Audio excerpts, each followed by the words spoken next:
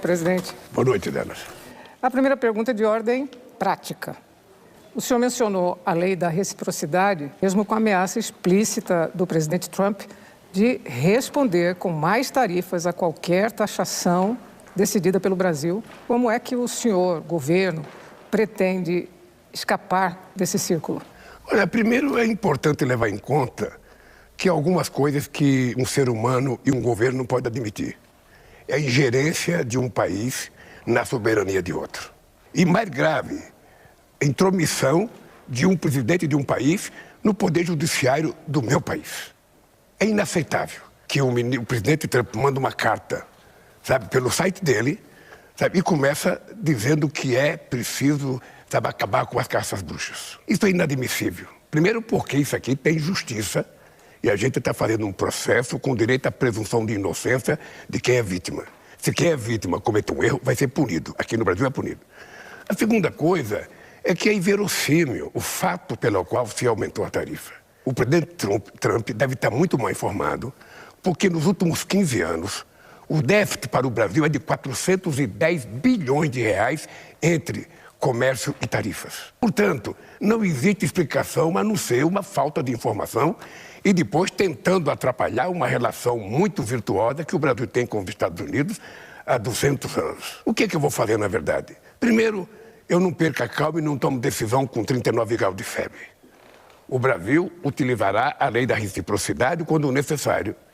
E o Brasil vai tentar, junto ao OMC, com outros países, tentar fazer com que a OMC tome uma posição para saber quem é que está certo ou que está errado. A partir daí, se não houver solução, nós vamos entrar com a reciprocidade já a partir de 1º de agosto, quando ele começa a taxar o Brasil. Nós entendemos que o Brasil é um país que não tem contencioso com ninguém, nós não queremos brigar com ninguém, nós queremos negociar e o que nós queremos é que seja respeitado as decisões brasileiras. Portanto, se ele ficar brincando de taxação, vai ser infinita essa taxação. Nós vamos chegar a 2 milhões de % de taxa de coisa. O que o Brasil não aceita é intromissão nas coisas do Brasil. Ele tem o direito de tomar decisão em defesa do país dele, mas com base na verdade. Se alguém orientou ele com uma mentira de que os Estados Unidos é deficitário com o país, mentiu. Porque os Estados Unidos é superavitário na relação comercial com o Brasil. A motivação política desse ataque americano é explícita, né?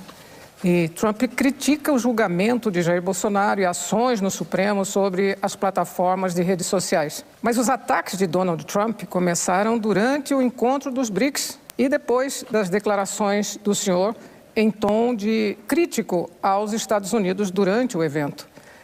Que papel o senhor atribui às suas declarações nas motivações do presidente americano? Nenhuma. Veja, primeiro, os BRICS é um fórum que ocupa hoje metade da população mundial e quase 30% do PIB mundial. E dentro dos BRICS está países que participam do G20. 10 países dos BRICS participam do G20, aonde o seu Trump participa. Segunda coisa, nós temos 3 países que foram convidados do G7 agora. 4 países, Brasil, México, África do Sul e Índia. Quarta coisa, o BRICS é um agrupamento de países que trabalha em prol do sul global. Nós cansamos de ser subordinados ao norte.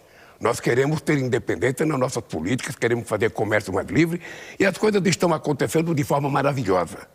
As coisas vão continuar melhorando e nós estamos discutindo, inclusive, a possibilidade de ter uma moeda própria ou, quem sabe, com as moedas de cada país, a gente fazer comércio sem precisar utilizar o dólar. Porque não temos a máquina de rodar dólar, só os Estados Unidos que tem. E nós não precisamos, sabe, disso para fazer comércio exterior. Agora, achar que os BRICS é a razão pela qual o Trump ficou nervoso, o Brasil nunca ficou nervoso com a participação do G7, o Brasil nunca ficou nervoso com as coisas que os Estados Unidos faz. Cada país tem soberania de fazer aquilo que quer. Então eu penso que o presidente Trump precisa se cercar de pessoas que o informem corretamente sobre como é virtuosa a relação Brasil-Estados Unidos. O senhor criticou Donald Trump por ingerência que firam a independência das instituições brasileiras, né? Mas o senhor recebeu críticas por visitar a ex-presidente argentina Cristina Kirchner agora, né? Condenada por corrupção e por defender com cartaz a liberdade dela. Como é que o senhor responde a essas acusações de ter interferido nas questões internas de um país soberano, a Argentina? Com muita firmeza. Eu fui visitar a presidente Cristina com autorização da Justiça argentina. Eu só fui lá porque a justiça argentina decidiu que eu fosse visitar, atendendo um pedido da própria Cristina. Eu fui fazer uma visita humanitária. Eu nunca me preocupei que o Trump recebesse o Bolsonaro ou qualquer pessoa. É direito de cada presidente fazer o que quiser. O que não é direito é um presidente querer dar palpite na decisão de justiça de um país. Aqui no Brasil, a nossa justiça tem autonomia. O Poder Judiciário é um poder autônomo, como é o Legislativo. E aqui a gente obedece regras. O que o presidente Trump tem que saber é que se aqui no Brasil ele tivesse feito o que ele fez, sabe, nos Estados Unidos, com as eleições, ele também estaria sendo processado. E estaria sendo julgado. E se fosse culpado, ele seria preso. É assim que funciona a lei para todo no mundo. Ou seja, nós precisamos aprender a respeitar. Você nunca viu me meter numa decisão de justiça americana. Nunca viu. E o que eu espero é reciprocidade, que ele também não se meta nos problemas brasileiros. Esse ataque americano às exportações brasileiras levantou preocupações enormes nas empresas exportadoras. Que papel o senhor espera que esses setores empresariais desempenhem na formulação de uma resposta do governo aos Estados Unidos? É só importante a gente deixar claro para a opinião pública que não é uma taxação ao Brasil. Ele vem taxando todos os países do mundo desde que tomou posse. É um direito dele, mas é um direito dos países reagir. Olha, o que é que eu pretendo fazer? Veja, primeiro eu pretendo reunir todos os empresários que têm exportação para os Estados Unidos. Sobretudo aqueles que têm maior volume de exportação, suco de laranja, aço, sabe? A Embraer, que exporta muito para os Estados Unidos, para conversar, para ver qual é a situação deles. Nós vamos tentar fazer todo o processo de negociação que for possível fazer. O Brasil gosta de negociar, o Brasil não gosta de contencioso. E depois que se esgotar as negociações, o Brasil vai aplicar a lei da reciprocidade. E aí os empresários, eu espero que estejam aliados ao governo brasileiro, porque se existe algum empresário que acha que o governo brasileiro tem que ceder e fazer tudo o que o presidente de outro país quer, sinceramente, esse cidadão não tem, sabe, nenhum orgulho de ser brasileiro. Essa é a hora da gente mostrar que o Brasil quer ser respeitado no mundo. Que o Brasil é um país que não tem contencioso com nenhum país do mundo e que, portanto, a gente não aceita desaforamento contra o Brasil. Aqui para encerrar, presidente, o presidente Donald Trump, ele está na Casa Branca há 7 meses, né?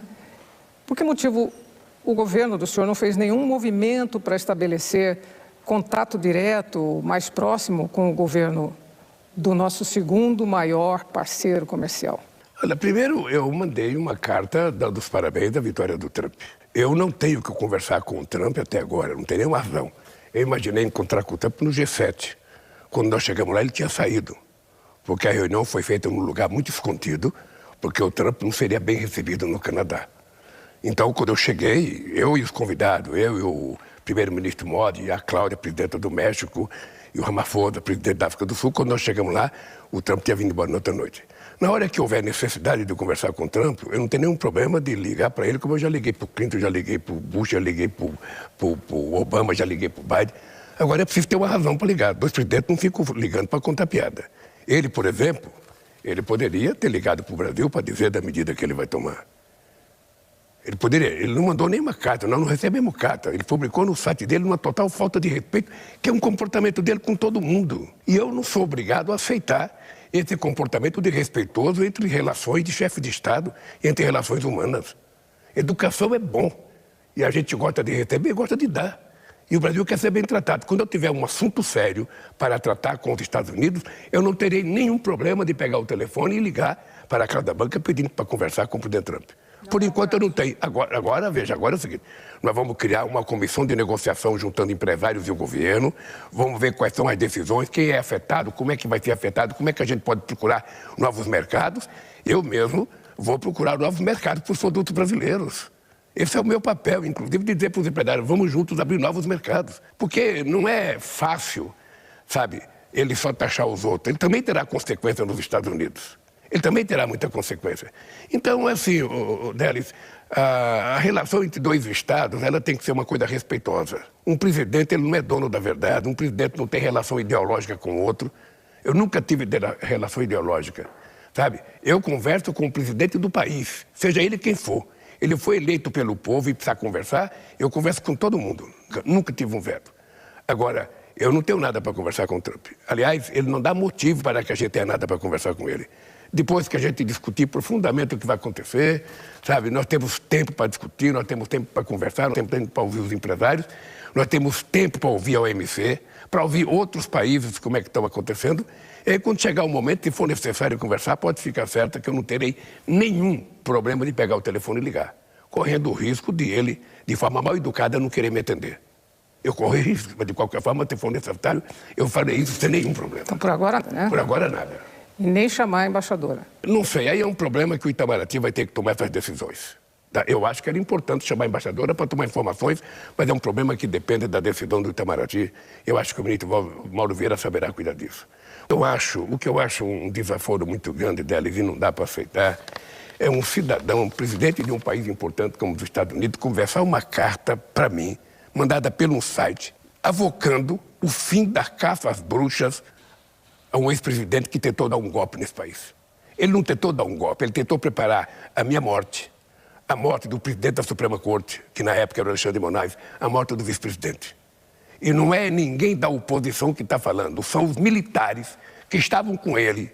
É o ajudante de ordem dele que recebeu as informações deles. Agora, quem vai ser julgado não é o cidadão Bolsonaro, quem vai ser julgado é os autos do processo. Se ele tiver razão, será absolvido. Se ele não tiver razão, ele será condenado. E se condenado, vai ser preso. É assim que funciona a justiça no Brasil. E é assim que eu espero que funcione nos Estados Unidos. Se tivesse um Capitólio aqui e o Bolsonaro tivesse feito o que fez o Trump nos Estados Unidos, ele também estaria sendo julgado. Porque a lei aqui no Brasil é para todos, de verdade. Doa a quem doer. Obrigada, presidente.